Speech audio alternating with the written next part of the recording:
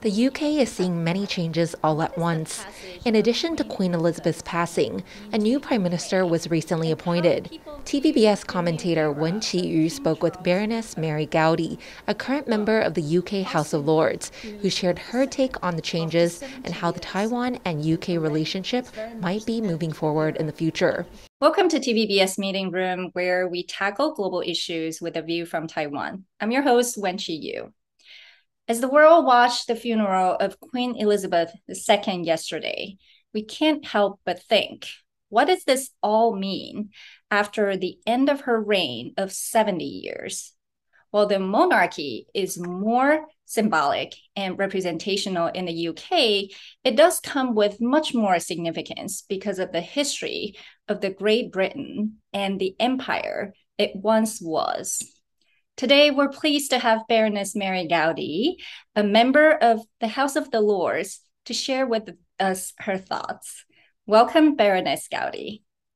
Thank you very much, Winchi. It's a pleasure to be with you again and to be with you for Taiwan television. And I give my best wishes to all our friends and everyone in Taiwan. What does the passage of Queen Elizabeth II mean to the UK? And how do people view the new era of King Charles III?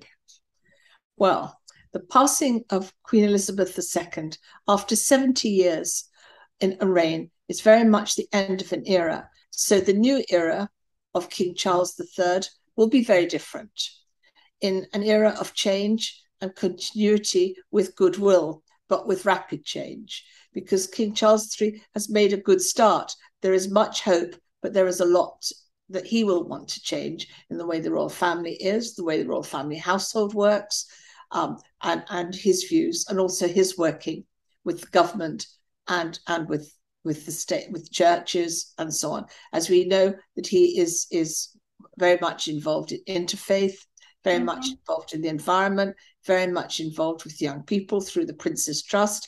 And it's to see how he hands those over to other members of the royal family and the charities that he's run and set up, and also how he will wish to reign, and of course, working with the government. Yeah, I think there's a lot going on in the UK Yes, right now. a lot. In addition to the changes and the sad news and some new hope in the royal family, but also the UK politics, the government. It's also facing a major transition. We see that Liz Truss just became the new prime minister, and she represents the driving force behind Brexit that changed the UK's relationship with Europe and the world. In the meantime, she's facing enormous challenges at home and abroad. What is your view of her? Well, the new prime minister in the UK is facing enormous challenges, both at home and abroad. Remember, she was elected by a small minority of the Conservative Party members, not the country, nor a large majority of the Conservative Party members. When we are in, when a prime minister resigns or a prime minister dies or whatever, the prime minister of the day is elected by the party itself, not the people of the country as a whole, unless the prime minister goes to the country. So it's the members of parliament, the members of the House of Lords, and the membership of the party. And she was elected by a small minority of the party. And she will expect challenges from within the party, because the last prime minister had great control of the party. I don't think she will have that same respect and same control. And I do not regard her as a good choice. I'm pessimistic about the future. She has not had a good start, but she does not have to face a general election. So she has a future for the next 2 years, and she must use this time in the next few weeks to see and to set out, as she says she will, set out where she sees us going in this very difficult financial situation, and the situation with Ukraine, and the situation with the whole energy situation that's affecting Europe and the world.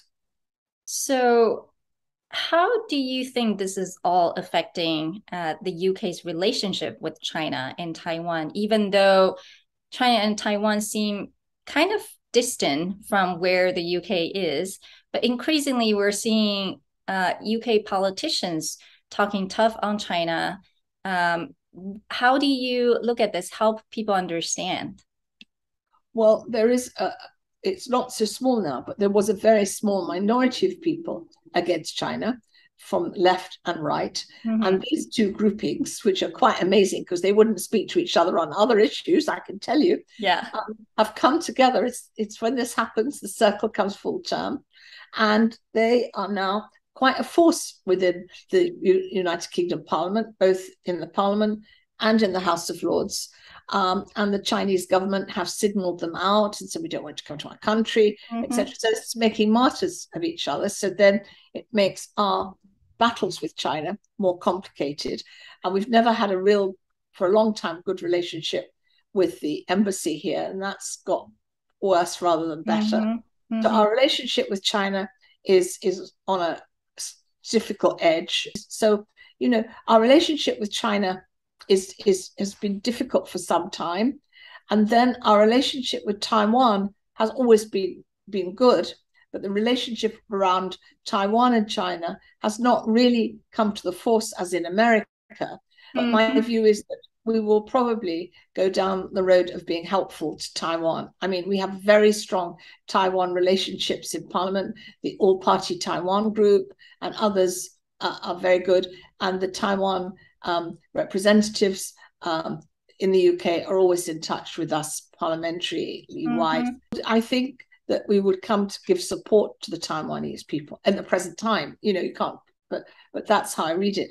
In the same way is that we're giving support to the Ukraine with Europe. And we're not going to change that.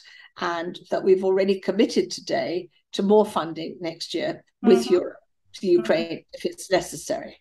Well, thank you, Baroness Goudie, for helping the people in Taiwan and elsewhere understand the UK politics and its place in the world better.